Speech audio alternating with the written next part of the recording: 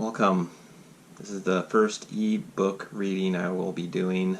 Some of you may or may not know I've written a couple of books that I've self-published over on Amazon.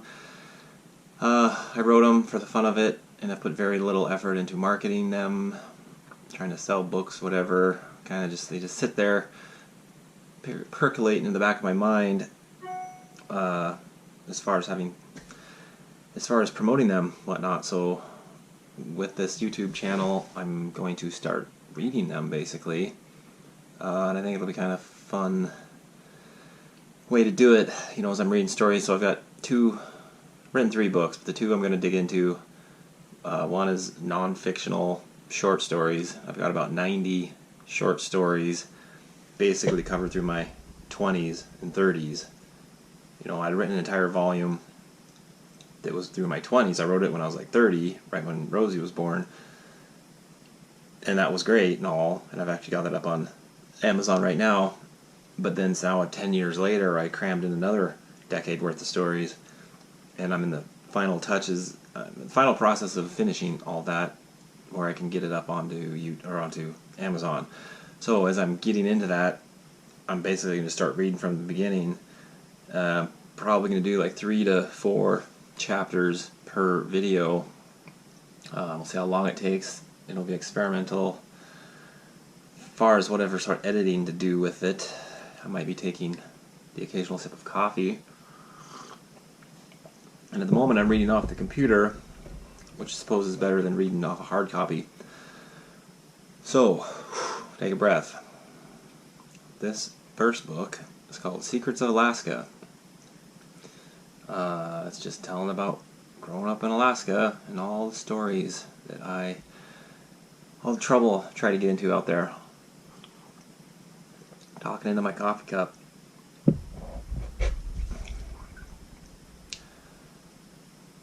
He leaned forward.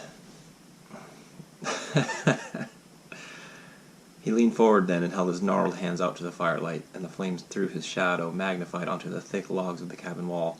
Then he began to weave a tale of high mountains and proud men that rode among them, like princes surveying their estates, like lords high up in their strongholds where only the wind could touch them, and the world was free of pain and sorrow, and we were always young.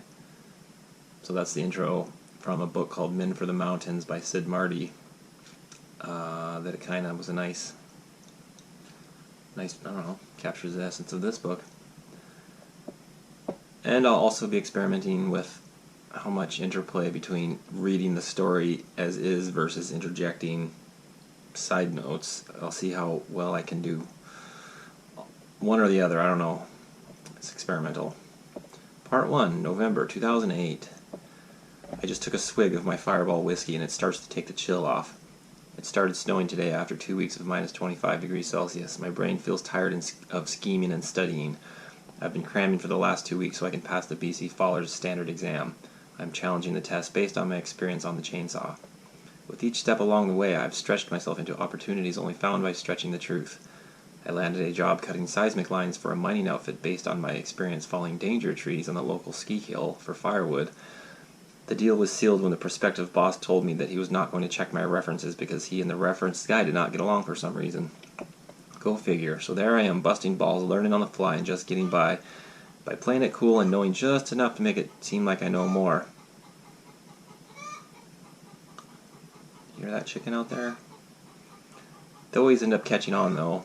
But by then you prove yourself trainable and capable and hardworking, and you keep your job. And besides, after a summer of insane long hours on a fishing boat in Alaska, I figured I could do anything for 8 hours. Oh my god, that chicken's not going to stop. My wife Vesna and I had just returned north to live in Smithers, British Columbia as refugees from the madness of the lower mainland, if not the Pacific Rim in general. We hunkered down around a wood stove in a small cabin located just 5 minutes' drive from town. It seemed to be the perfect place to homestead in a semi-urban environment.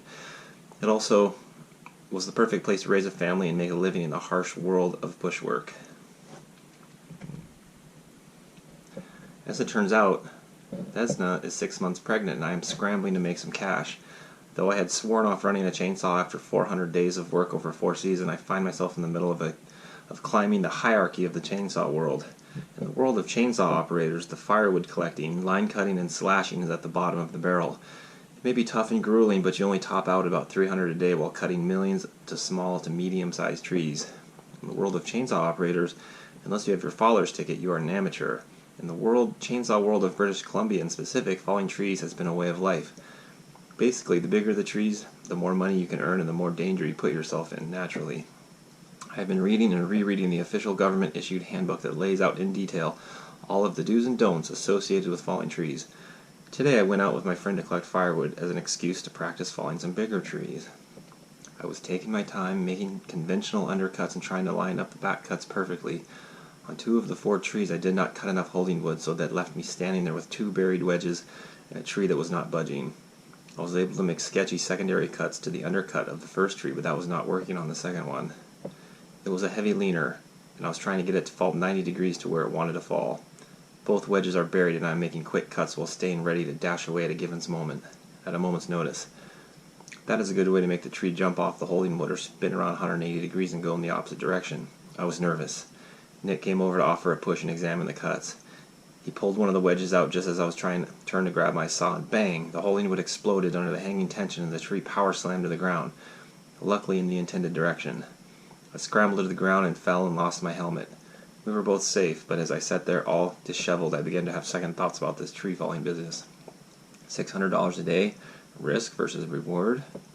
Gotta make a living. There's a looming recession, you know, these troubled times.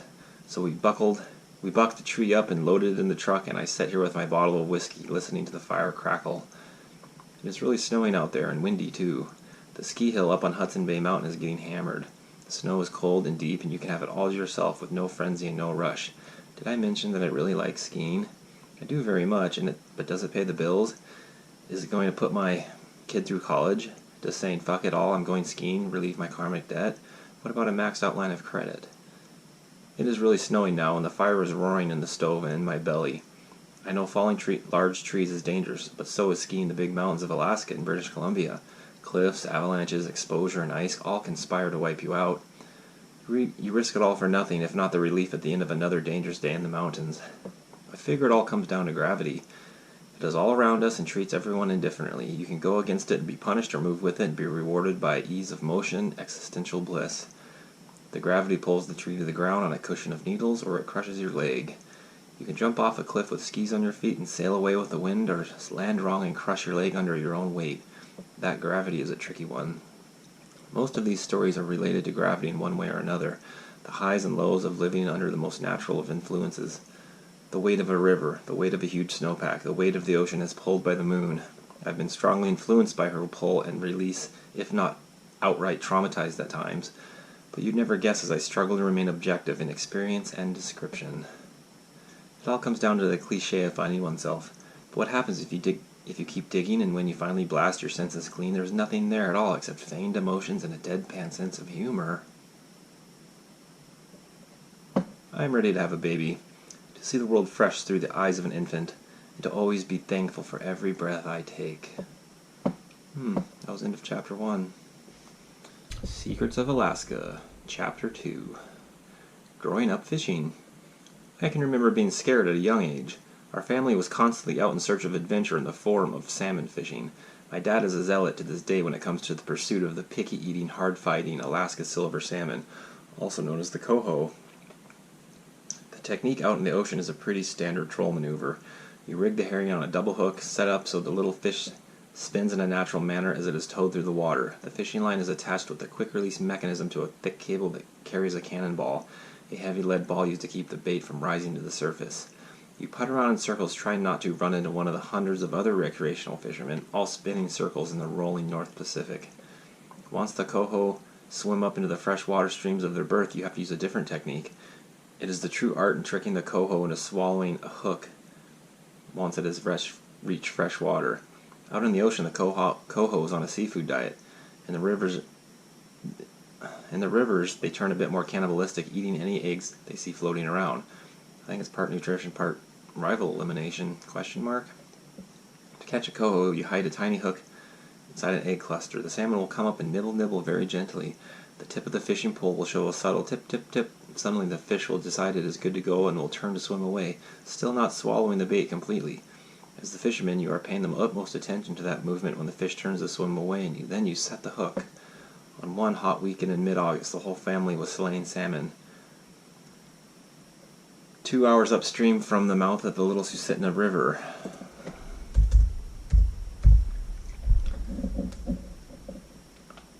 I'm doing a little edit as I go here. Little Susitna River. This particular trip was unique in two ways. It was the first time my dad had tried to navigate across the treacherous Cook Inlet, and it was the third time out in our new boat. My dad had just finished building the boat in our backyard in Anchorage.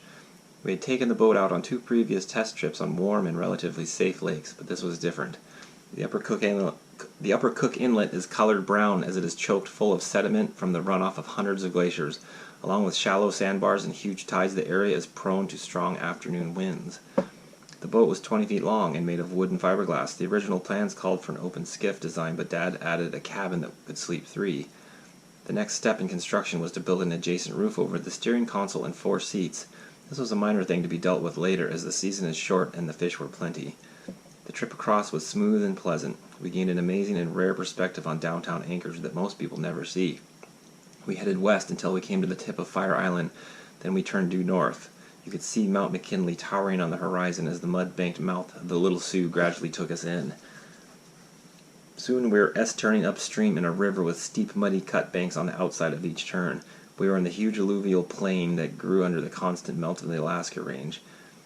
2 hours from downtown and we were a world apart. We spent 2 glorious days catching 6 fish a day times 5 family members.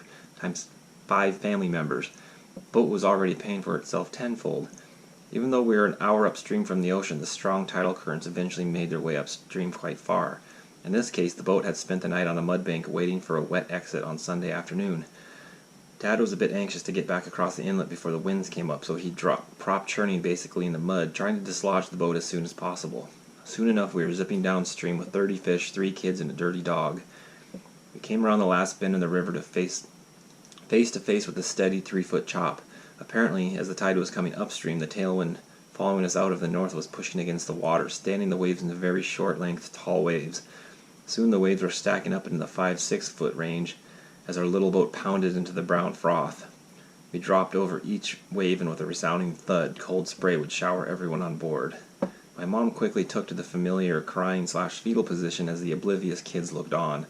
I remember the dog not looking very happy as she had slip and slide around the cold deck with the fish sloshing around in the bloody water. Dad had to cut the throttle to half speed as he assured us that we were fine, as we had to just get behind the lee of Fire Island.